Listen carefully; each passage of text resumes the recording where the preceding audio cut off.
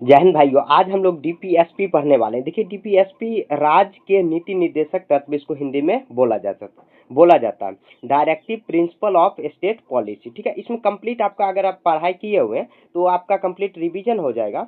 अगर आप नहीं पढ़ाई किए हैं तो आपका यहाँ पे शॉर्ट नोट्स और सभी मतलब प्रकार का यहाँ पे दिया हो। जैसा कि आप जानते हैं, ये बीपीएससी का नोट्स से पढ़ाई किया जा रहा है हम लोगों को। ठीक है, रेगुलर हम लोग पढ़ रहे हैं, आप प्ले लिस्ट में जाके देख सकते हो। ठीक है, रेगुलर हर एक टॉपिक को डिटेल में पढ़ाया जा रहा है, यहाँ पे बताया जा रहा है। ठीक है, अब देखिए इसका कुछ परिचय हम लोग जान लेते हैं। कह रहा है कि राज्य के नीति निर्देशक तत्व संविधान के भाग कितने में आ रहा है, तो भाग यहाँ पर कितना 4 में आ रहा है, भाग 4 में। ठीक है, भाग 3 हम लोग पढ़ चुके हैं, जो फंडामेंटल राइट्स का अनुच्छेद कितना आ रहा है, मतलब आर्टिकल कितना 36 से 51। ये सब जो छोटा छोटा पॉइंट है उसको याद रखना। ठीक है, ये तत्व यहाँ पे, ये तत्व राज्य के सामाजिक, आर्थिक और राजनीतिक न्याय को स्थापित करने की दिशा देती है। जैसे ये जो डीपीएसपी है, मतलब क्या, राज्य के नीति निर्देशक। जैसे आप जिस राज्य में रह रहे हो, जैसे मान लेते हैं कि आप बिहार राज्य में रहे, तो उस राज्य का जो क्या कर्तव्य बनता है एक नागरिक के प्रति, उसके लिए यहाँ पर ये दिया हुआ है। ठीक है, ये काफी इंपॉर्टेंट है।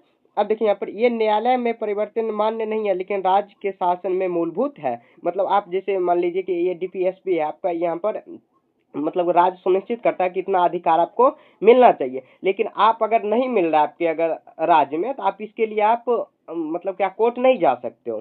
ठीक है, डीपीएसपी जो है कि न्यायालय में आप नहीं जा सकते हो डीपीएसपी। अब देखिए यहाँ पर कुछ मुख्य बात, यहाँ पर भाग 4 और 36 से 51 तक में आता है, आर्टिकल इतना में। इसमें कुल अनुच्छेद कितना 17 है। उसमें न्यायालय द्वारा परिवर्तनीय नहीं है, न्यायालय मतलब चेंज भी नहीं कर सकते हो, न्यायालय भी आप नहीं जा सकते हो। उद्देश्य क्या है इसका, कल्याणकारी राज्य की स्थापना करना। ठीक है, उसके बाद राज्य के लिए मार्गदर्शक सिद्धांत है। ठीक है, राज्य को ये मतलब क्या, मार्ग दिखाता है कि आपको नागरिक के प्रति इस तरह का मतलब क्या नीति अपनाना चाहिए। अब देखिए इसका कुछ विशेषता, ये सामाजिक एवं आर्थिक लोकतंत्र की स्थापना करने के लिए है, ये राज्य के नीति बनाने के लिए। ये देखिए जो मेंस में काम आएगा ये सब चीज। अगर आपका वन डे एग्जाम है तो आपको इतना ज्यादा डिटेल में नहीं जाना है। ठीक है, ये मौलिक अधिकार की तरह न्यायालय में लागू नहीं किया जा सकता, मतलब न्यायालय में आप नहीं जा सकते। ठीक है, न्यायालय में ये लागू, मतलब न्यायालय जो है कि किसी राज्य को ये पक्का निर्देश नहीं दे सकता कि तुम्हें ये लागू करना। फंडामेंटल राइट्स के लिए राज्य जो है कि निर्देश दे सकता है। फंडामेंटल राइट्स आप देखते होंगे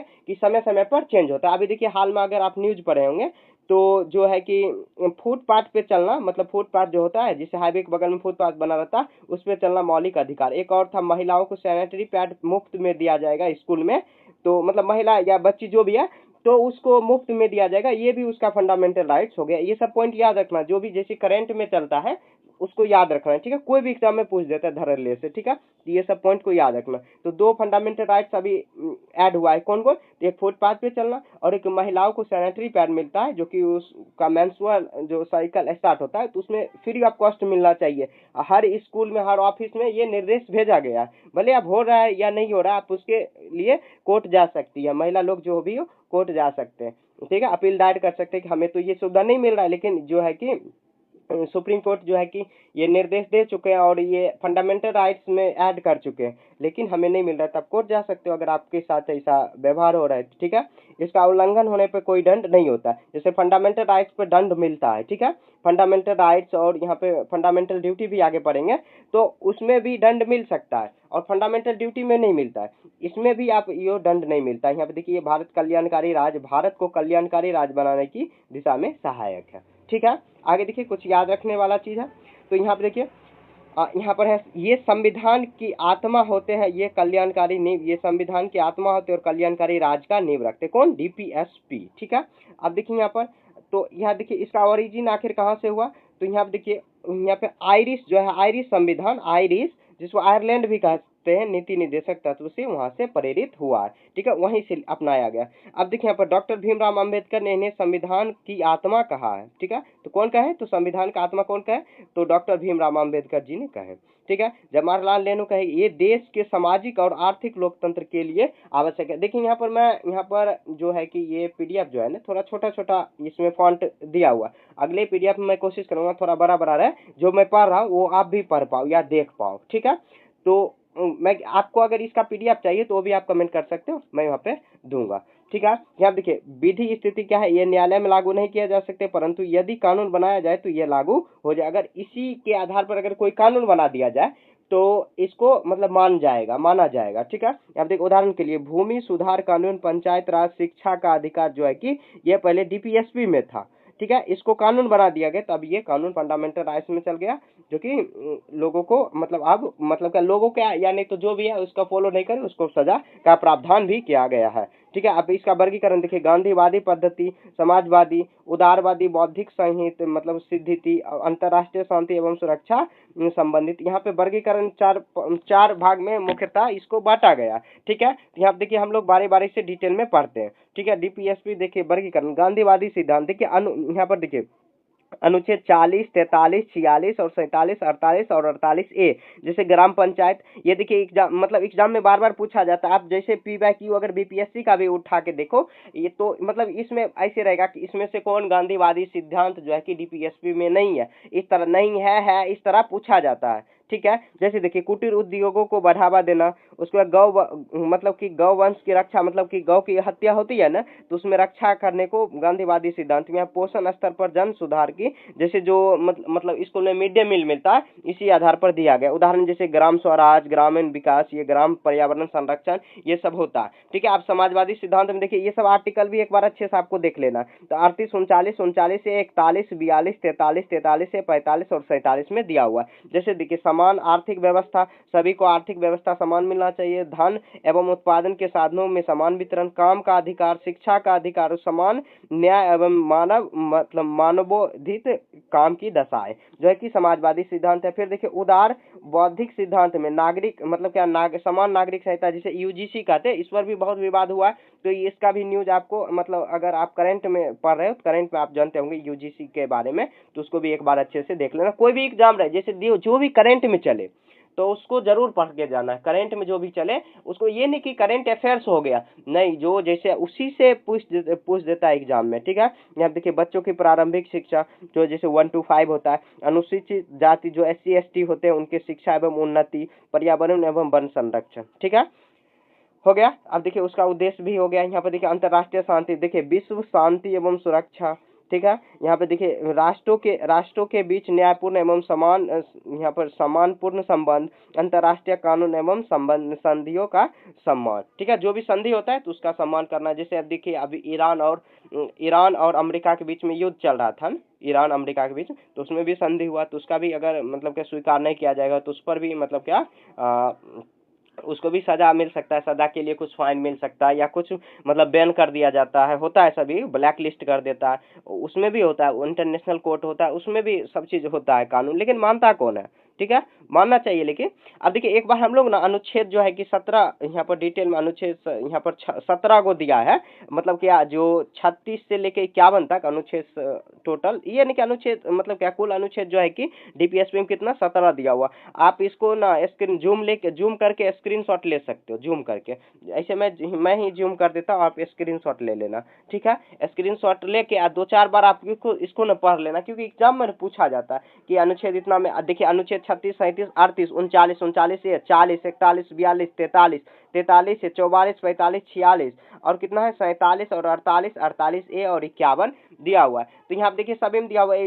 36 में परिभाषा दिया हुआ है, परिवर्तनीय एवं न्यायालय द्वारा लागू नहीं किया जा सकता, ये सब भी लिखा हुआ है। डिटेल में तो उतना नहीं जाना है, लेकिन ये सब आपको पढ़ लेना तो अच्छा रहता है आपके लिए, ठीक है। सामाजिक व्यवस्था की उन्नति हुआ, आर्थिक न्याय का सिद्धांत हुआ, उसके बाद यहाँ पर देखिए समान न्याय एवं मुफ्त कानूनी सहायता मिलेगा। जैसे देखिए कि मान लीजिए कि आपको सरकारी वकील मिल जाएगा, ठीक है, सरकारी एडवोकेट मिल जाएगा, कोई भी केस में जैसे आपके पास पैसे नहीं है वकील हायर करने का तो आप सरकारी वकील ले सकते हो, ठीक है। ग्राम पंचायत का संगठन हो सकता है, मतलब संगठन होगा, उसके बाद काम, शिक्षा एवं सार्वजनिक सहायता होगा। उसके बाद 52 में देखिए ऐसे ही एक बार आप 6 आपको पढ़ लेना। आप देखिए 14 वर्ष तक बच्चों के लिए शिक्षा, तो अनुच्छेद 45, इसको ये इंपॉर्टेंट है, ये याद रखना, ठीक है, समझ गए ना, ये याद। अब समान नागरिक संहिता क्या है तो 44 में, ये भी याद रखना। यूजीसी के बारे में हम तो कह रहे हैं कि आपको एक बार अच्छे से पढ़ लेना, ठीक है। आप कमेंट करोगे तो मैं यूजीसी के बारे में भी आपको समझा दूंगा, ठीक है। यूजीसी बहुत अच्छी चीज है, ठीक है। मेरे ख्याल से। देखिए यहाँ पर इसका प्रकृति क्या है, पैसा यहाँ पर प्रकृति नकारात्मक है, मौलिक अधिकार हुआ और डीपीएसपी में क्या अंतर है। मौलिक अधिकार मतलब क्या हुआ, जैसे नकारात्मक ये सकारात्मक है। नकारात्मक मतलब मौलिक अधिकार आपका ये है कि व्यक्ति का अधिकार, ये राज्य का कर्तव्य हुआ। चीज व्यक्ति का कर्तव्य, जैसे मान लीजिए आपका कुछ कर्तव्य है, जैसे आपका कुछ कर्तव्य है कि मतलब क्या एकदम शांति बना के रखना, भाईचारे में रहना, तो राज्य का भी कर्तव्य है, आप जिस देश में रह रहे हो, जिस राज्य में रहे हो, उसका भी तो कुछ कर्तव्य है। न्यायालय द्वारा परिवर्तन, मतलब न्यायालय इसको चेंज कर सकता है, न्यायालय में अपरिवर्तनीय है डीपीएसपी में। ये भाग 3 में आता है, अनुच्छेद 12 से 35 में आता है, और अनुच्छेद ये कितना आता है, 36 से 51 में आता है। ठीक है, मोटा मोटी याद रखना है। उसके बाद व्यक्ति की स्वतंत्रता की रक्षा करता है और सामाजिक आर्थिक न्याय की स्थापना ये करता है। ठीक है, ये सब देखिए मेंस में ज्यादातर पूछा जाता है। तो यहाँ पे देखिए कुछ यहाँ पर सिद्धांत दिया हुआ है, चंपकम, देशराजन, ये सभी डीपीएसपी, जैसे कोर्ट ने कहा मौलिक अधिकार बड़ा है डीपीएसपी से। ठीक है, केशवानंद भारती, ये देखिए बार बहुत इंपॉर्टेंट ये केस है केशवानंद भारती वाला, इसको भी आप एक बार चाहो तो देख सकते हो। ये यूट्यूब पर सर्च करें केशवानंद भारती केस। ठीक है, तो उसको भी एक बार देख लेना। ठीक है, अब देखिए डीपीएसपी का आखिर महत्व क्या है, तो जैसे गरीबी उन्मूलन हुआ, शिक्षा का प्रसार हुआ, स्वास्थ्य सेवाओं का सुधार हुआ, लैंगिक समानता हुआ, पर्यावरण संरक्षण हुआ, ये सब जो है कि डीपीएसपी में आता है। ठीक है, तो गांधी का देखिए, गांधी का सिद्धांत हुआ, गांधी का समाजवादी उदार अंतर्राष्ट्रीय, इसको भी एक बार अच्छे से आपको देख लेना है। ठीक है, अब देखिए कुछ क्वेश्चन भी दिया हो, क्वेश्चन भी आप चाहो तो स्क्रीनशॉट लेके आप सॉल्व कर सकते हो। ठीक है, ऐसे ज्यादा जरूरी नहीं है आपको इसके लिए। ठीक है, विशेषता देखिए, गांधीवादी सिद्धांत, ये फिर से रिपीट हो रहा है, ये आयन होता है, बड़ा खचरा होता है।